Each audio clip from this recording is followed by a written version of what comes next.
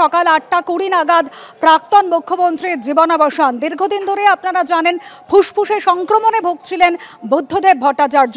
আজ সকালে প্রয়াত হয়েছেন রাজ্যের প্রাক্তন মুখ্যমন্ত্রী। সন্দীপ সরকার রয়েছেন। সন্দীপ, এর আগেও তো এই ধরনের অসুস্থতায় ভুগেছেন প্রাক্তন মুখ্যমন্ত্রী, বারবার তাকে হাসপাতালে নিয়ে যাওয়া হয়েছিল। এবার এতটাই তিনি অসুস্থ হয়ে পড়লেন যে তাকে হাসপাতালেও আর স্থানান্তরিত করার সেই সময়টুকুও পাওয়া গেল না। দেখো, সেরকমটাই কিন্তু এখনো পর্যন্ত জানা যাচ্ছে। তাকে হাসপাতালে নিয়ে যাওয়া যায়নি। এখন তাকে হাসপাতালে নিয়ে যাওয়া গেল না কেন, এই বিষয়টা তো অবশ্যই তার পরিবার এবং চিকিৎসকেরা বলতে পারবেন, যেটা এখনো পর্যন্ত তাদের কাছ থেকে কোনো রকম প্রতিক্রিয়া আমরা পাইনি। তবে আজকে সকালবেলা সংক্রমণ বাড়াবাড়ি মাত্রায় পৌঁছে যায় এবং প্রবল শ্বাসকষ্ট শুরু হয় তার, এবং সংক্রমণ কমানোর জন্য যা যা পদ্ধতি চিকিৎসকেরা এতদিন ধরে অবলম্বন করে এসেছেন তার কোনোটাই কিন্তু কাজ দেয়নি। তাকে অক্সিজেন সাপোর্ট সিস্টেম তার বাড়িতেই থাকে, সবসময় অক্সিজেন সাপোর্ট সিস্টেম বাড়িতে থাকে, বাইপ্যাপ বাড়িতে থাকে, বাড়িতে একটা ছোট বলা যেতে পারে ছোটখাটো একটা আইসিইউর মতোই ব্যবস্থাপনা তৈরি করে রাখা আছে। কিন্তু তা যে কোনোভাবেই কাজ দিল না, অর্থাৎ একেবারে আপৎকালীন সময় যে তাকে কাজে লাগানো গেল না, সেটা কিন্তু স্পষ্ট।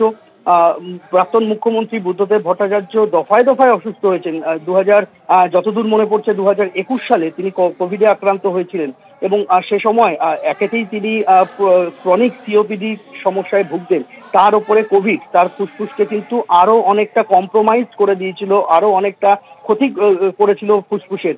এবং তারপরেও তিনি কখনো হাসপাতাল কখনো বাড়ি, আমরা দেখেছি যে অন্তত বার দুয়েক তাকে উডল্যান্ড হাসপাতালে ভর্তি করতে হয়েছে, এবং যখনই তিনি হাসপাতালে ভর্তি হয়েছেন মোটামুটি ভাবে একটা লম্বা সময় তাকে হাসপাতালে রাখতে হয়েছে। এমনকি তাকে ভেন্টিলেটর সাপোর্ট সিস্টেমও দিতে হয়েছিল উডল্যান্ড হাসপাতালে বার দুয়েক। তারপরেও তিনি সেই শ্বাসকষ্টজনিত সমস্যাকে জয় করে বাড়িতে ফিরেছিলেন। কিন্তু এবার আর শেষ রক্ষা হলো না, অন্তত চিকিৎসকদের সূত্রে আমরা সেটাই জানতে পারছি। পারিবারিক চিকিৎসকদের মধ্যে সকলে কলকাতাতে নেই, কয়েকজন বাইরে রয়েছেন। তাকে যে উৎপল বন্দ্যোপাধ্যায় যে চিকিৎসক তার নিয়মিত খোঁজ খবর রাখেন, তিনিও শহরে ছিলেন না, তিনি উত্তরবঙ্গে ছিলেন। ফলে কিছুটা সময় সেখানে ব্যয় হয়েছিল।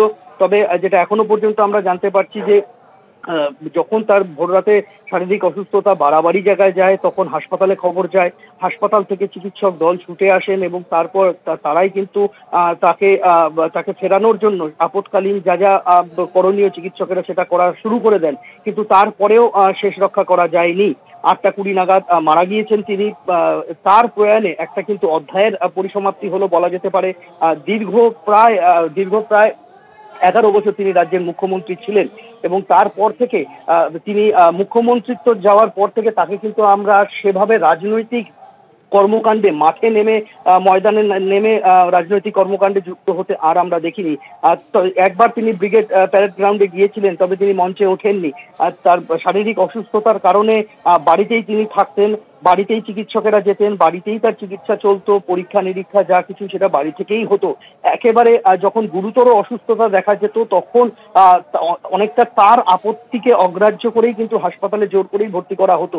কখনো তার দলের প্রবীণ সহকর্মীরা যারা রয়েছেন, নেতৃত্ব যারা রয়েছেন, তাদের এক প্রকার তারা জোর করে হাসপাতালে ভর্তি করিয়েছেন, কখনো চিকিৎসকরা তারা এক প্রকার জোর করে তাকে হাসপাতালে ভর্তি করেছেন। কোনো সময়ই প্রাক্তন মুখ্যমন্ত্রী বুদ্ধদেব ভট্টাচার্য স্বইচ্ছায় হাসপাতালে যেতে চাননি, অন্তত সেরকমটাই কিন্তু এতদিন পর্যন্ত হয়ে এসেছে। পরিবারের সদস্যদের কথাও তিনি অনেক সময় অগ্রাহ্য করেছেন, কিন্তু সে এর আগে যে দুবার তাকে হাসপাতালে ভর্তি করা হয়েছে প্রত্যেকবারই কিন্তু দলের নির্দেশে, দলের নেতৃত্বের এক প্রকার জোর করেই তাকে হাসপাতালে ভর্তি করা হয়েছিল। এবং আমরা দেখেছি যে হাসপাতালে পৌঁছেও কিন্তু তিনি বেশি দিন হাসপাতালে থাকতে চাননি, তার আপত্তির কথা তিনি জানিয়েছিলেন, এবং তারপর তাকে বাড়িতে ফিরিয়ে আনা হয়েছিল। শেষবার তিনি যখন উডল্যান্ড হাসপাতাল থেকে ফিরেছিলেন তখনও কিন্তু তাকে বাড়িতেই ক্রিটিক্যাল কেয়ার সাপোর্টের জন্য একাধিক ব্যবস্থাপনা করে তারপর তাকে বাড়িতে ফেরানো হয়। কিন্তু তারপরে তার হাসপাতাল থেকে ফেরার পরে অনেকটা সময় তিনি বাড়িতে ছিলেন, ভালোই ছিলেন। কিন্তু এই বর্ষার মরশুম পড়তে না পড়তেই তার শ্বাসকষ্ট বাড়ে, এবং বুকের সংক্রমণ সেটাও বেড়ে গিয়েছিল। অন্তত পারিবারিক চিকিৎসক এবং যারা তাকে নিয়মিত তার সঙ্গে খোঁজ খবর রাখতেন তাদের থেকেই আমরা জানতে পারছি। এবং সেই বাড়াবাড়িটা একটা জটিল জায়গায় চলে যায় গতকাল। গতকাল রাত থেকে তিনি তিনি তিনি তার শ্বাসকষ্টজনিত সমস্যার কারণে তিনি প্রায় অচৈতন্য অবস্থায় চলে গিয়েছিলেন এবং সেই জায়গায় দাঁড়িয়ে তার তার এই ফুসফুসের সমস্যা সেটা গুরুতর জায়গায় চলে যাওয়ার পর তার হৃদযন্ত্রের যে স্বাভাবিক ক্রিয়া, সেই হৃদযন্ত্রের স্বাভাবিক ক্রিয়া কিন্তু ব্যাহত হতে থাকে। এরপরই ডাক্তারদের কাছে খবর যায়, চিকিৎসক দল ছুটে আসে বাড়িতে, এমার্জেন্সি অ্যাম্বুলেন্স নিয়ে আসা হয় এবং কার্ডিয়াক সেটআপ নিয়ে আসা হয়। একেবারে সন্দীপ, সব রকম ব্যবস্থা করা হয়েছিল, চেষ্টা করা হয়েছিল, কিন্তু শেষ রক্ষা হলো না।